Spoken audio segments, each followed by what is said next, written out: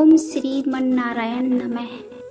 नारायणं नमस्कृत्य नरं चैव नरोत्तमं देवी सरस्वती व्याप्तं ततो जयमुदीरयेत्। श्री विष्णु पुराण प्रथम अंश 17वां अध्याय। हिरण्यकश्यपु का दिग्विजय और प्रहलाद का चरित्र। श्री पराशर जी बोले, हे मैत्रेय, उन महान सदाचारी परम बुद्धिमान और उदार हृदय महात्मा प्रहलाद जी का चरित्र ध्यान पूर्वक सुनो। पूर्व काल में दीति का पुत्र महाबली हिरण्यकश्यपु ब्रह्मा जी के वरदान से अभिमान से भर गया था।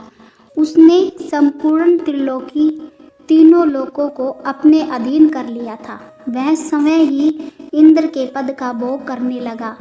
उसने स्वयं को सूर्य, वायु, अग्नि, वरुण और चंद्रमा के समान मान लिया था।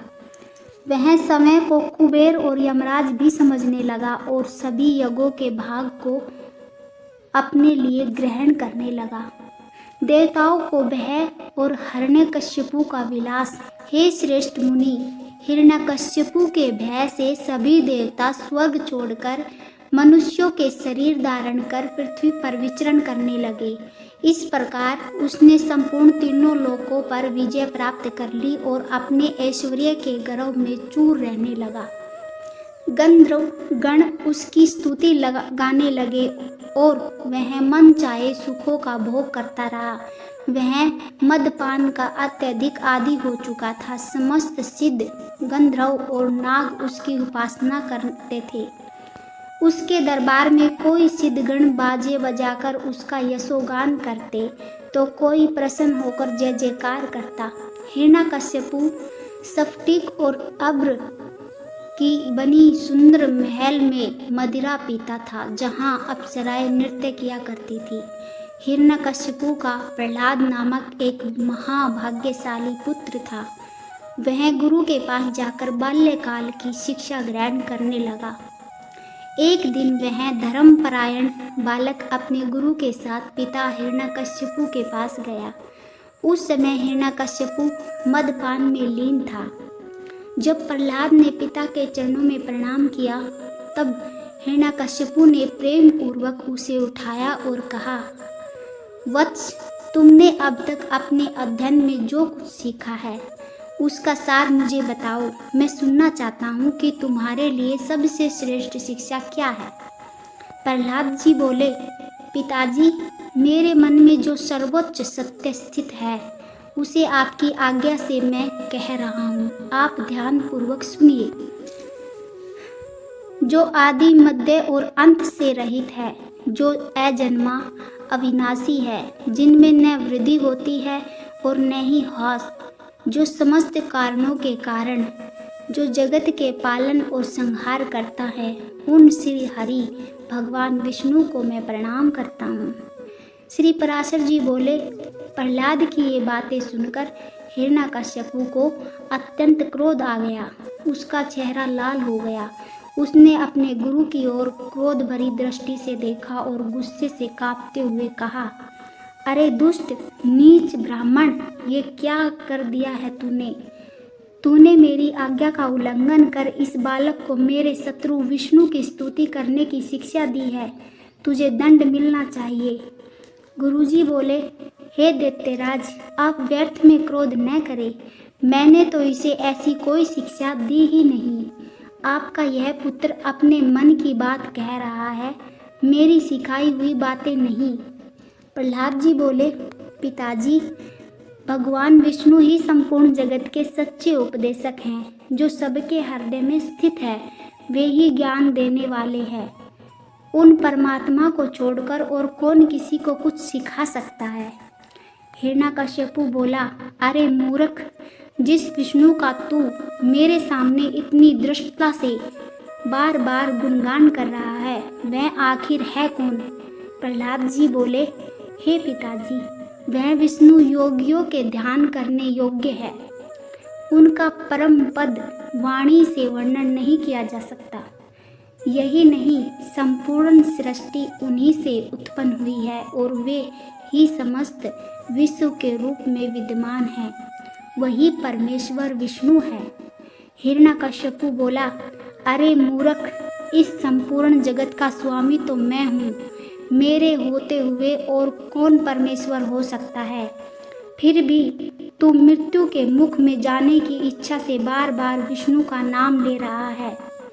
प्रहलाद जी बोले, हे तात, वह ब्रह्म स्वरूप विष्णु केवल मेरे ही नहीं बल्कि संपूर्ण सृष्टि के रचयिता हैं। वे आपके भी स्वामी और नियंता है। कृपया क्रोध न करें, व्यर्थ में क्रोधित होकर अपना अहित क्यों कर रहे हैं? हिरण्यकश्यपु क्रोधित होकर बोला, अरे यह बालक किस पापी के प्रभाव में आ गया है? कौन इस दुर्बुद्धि लड़के के हृदय में बैठ गया है जिसके कारण यह इस प्रकार अमंगलकारी वचन बोल रहा है? प्रहलाद जी बोले, पिताजी, भगवान विष्णु केवल मेरे हृदय में नहीं बल्कि संपूर्ण लोकों में स्थित है। वे सर्वव्यापी हैं और आप मुझे तथा समस्त प्राणियों को उनकी प्रवृत्तियों में प्रवृत्त करते हैं। हिरण्यकश्यपु बोला, इस पापी को यहाँ से ले जाओ और गुरु के पास ले जाकर इसे ठीक से शिक्षा दो। न जाने किसने इसे मेरे शत्रु विष्णु की स्तुति करने के लिए प्रेरित कर दिया है। इसकी मति भ्रष्ट हो गई है। इसे मेरे पक्ष का विरोध करने से रोकना होगा। श्री पराशर जी बोले, हिरण्यकश्यपु के ऐसा कहने पर दैत्यगण प्रहलाद को पुनः गुरु के पास ले गए। प्रहलाद वहाँ गुरु जी की सेवा करते हुए दिन रात अच्छे से विद्या अध्ययन करने लगे। बहुत समय बीत जाने के बाद दैत्यराज हिरण्यकश्यपु ने फिर प्रहलाद को बुलाया और कहा, बेटा, आज मुझे कोई कथा सुनाओ। प्रहलाद जी बोले, हे पिताजी, जिससे यह संपूर्ण चराचर जगत उत्पन्न हुआ है, जो सकल प्रपंच के कारण है, वे श्री हरि विष्णु भगवान हम पर प्रसन्न हो। हिरण्यकश्यपु अत्यंत क्रोधित होकर बोला, अरे यह बालक हमारे कुल के लिए विनाशकारी अंगार बन चुका है। अब इसे जीवित रखना व्यर्थ है। यह हमारे पक्ष को कमजोर कर रहा है, इसलिए इसे मार डालो। श्री पराशर जी बोले, हिरण्यकश्यपु के आदेश पर सैकड़ों हजारों दैत्य बड़े बड़े अस्त्र शस्त्र लेकर प्रहलाद को मारने के लिए आगे बढ़े। प्रहलाद जी बोले, हे दैत्यों, भगवान विष्णु केवल मुझ में ही नहीं बल्कि तुम्हारे भीतर भी है और इन शस्त्रों में भी है। उनकी सत्य शक्ति के प्रभाव से ये अस्त्र शस्त्र मुझ पर कोई हानि नहीं पहुंचा सकते। श्री पराशर जी बोले, सैकड़ों दैत्यों ने जब अस्त्र शस्त्रों से प्रहलाद पर हमला किया तब भी उन्हें तनिक भी पीड़ा नहीं हुई, बल्कि वे ज्यों के त्यों नवीन बल से संपन्न बने रहे। हिरण्यकश्यपु बोला, अरे दुर्बुद्धि, अब तू मेरे शत्रु की स्तुति करना बंद कर दे। मैं तुझे अभय दान देता हूँ, लेकिन अब और नादानी मत कर। प्रहलाद जी बोले, हे तात, जिनका मात्र स्मरण करने से जन्म मृत्यु और बुढ़ापे का भय नष्ट हो जाता है, वे सकल भयहारी भगवान विष्णु मेरे हृदय में स्थित है। फिर मुझे किस बात का भय क्यों होगा? हिरण्यकश्यपु बोला, अरे सर्पों, इस दुर्बुद्धि और दुराचारी बालक को अपने विष से जलाकर शीघ्र ही नष्ट कर दो।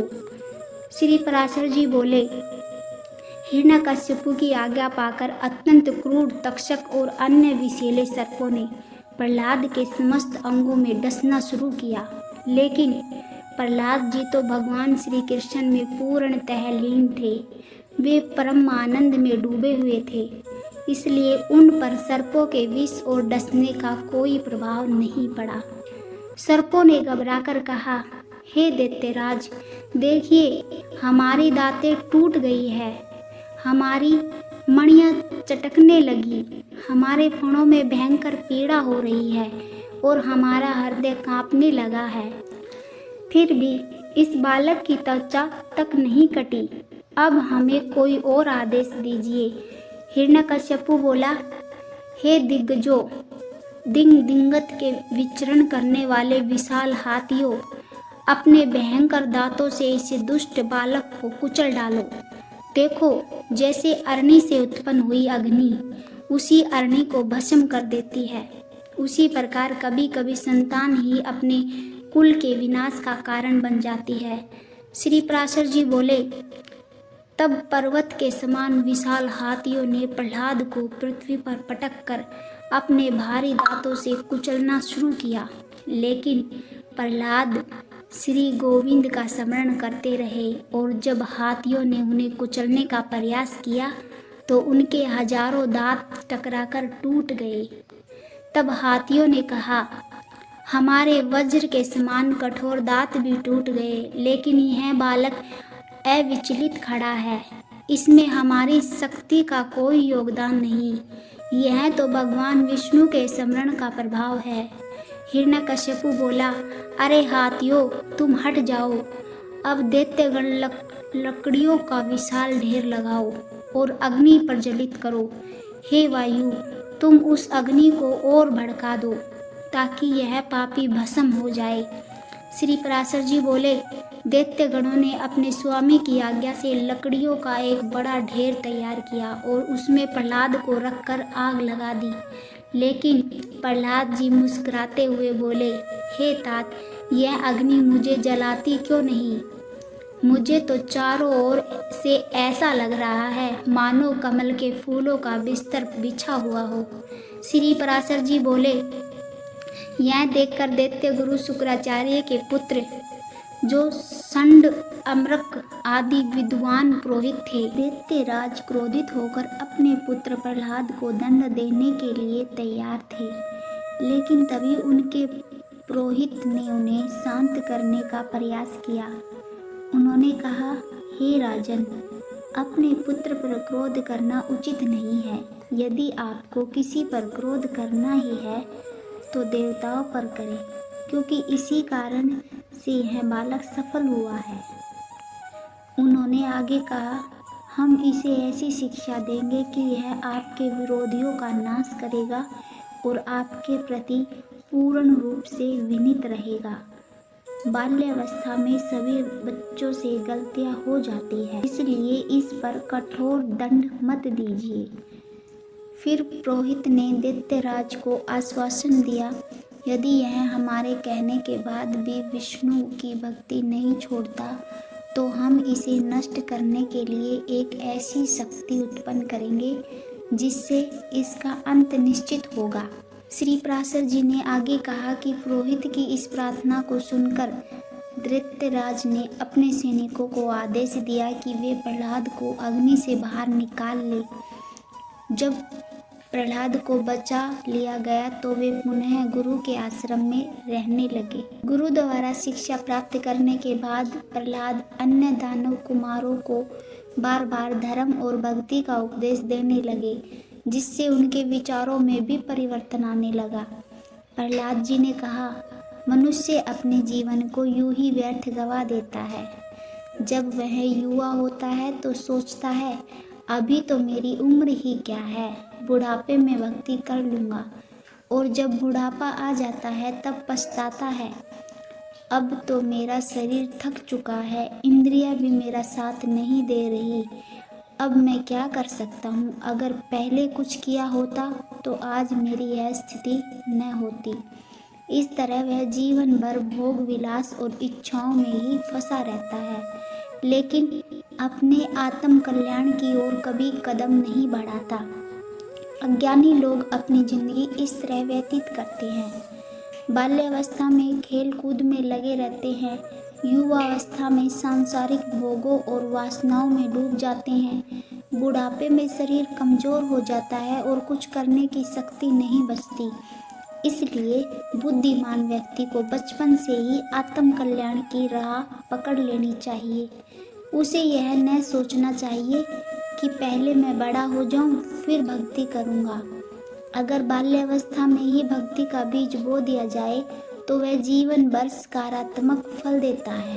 प्रहलाद जी आगे बोले, मैं जो कुछ कह रहा हूँ अगर तुम इसे सत्य मानते हो तो मेरी प्रसन्नता के लिए श्री हरि का स्मरण करो। भगवान विष्णु का स्मरण करने में कोई परिश्रम नहीं लगता और मात्र उनके स्मरण से अत्यंत शुभ फल प्राप्त होता है।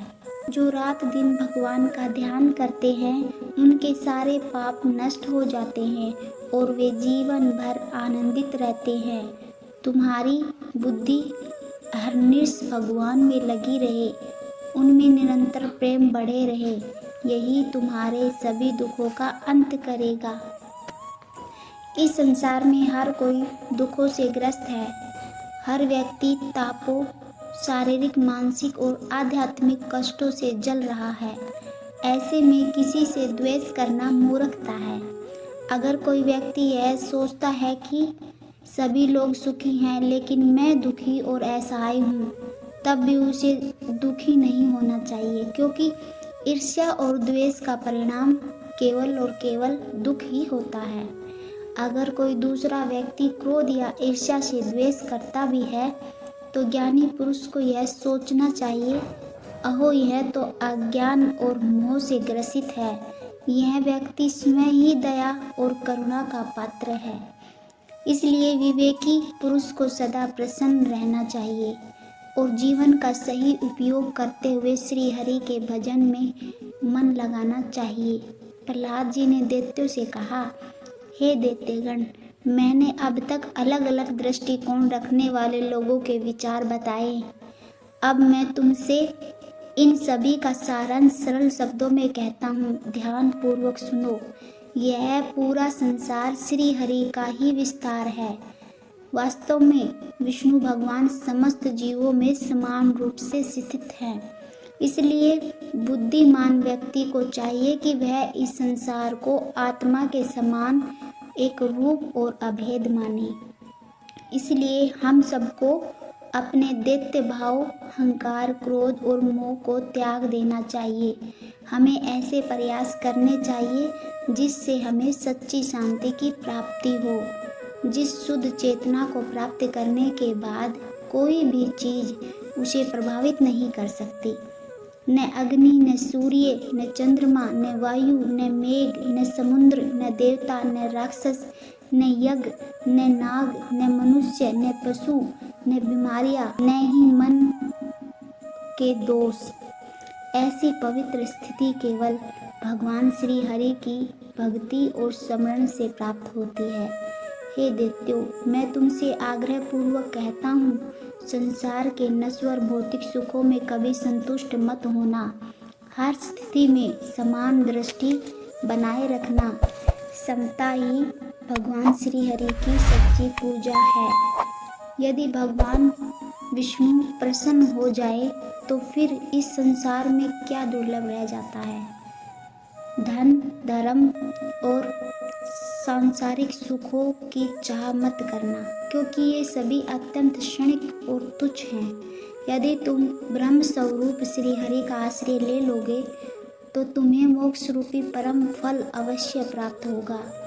इस प्रकार प्रहलाद जी ने अपने ज्ञान और अनुभव से दैत्यगण को जीवन का सच्चा मार्ग दिखाया। समभाव, भक्ति और ईश्वर आराधना। श्री विष्णु पुराण प्रथम अंश 17वां अध्याय समाप्त।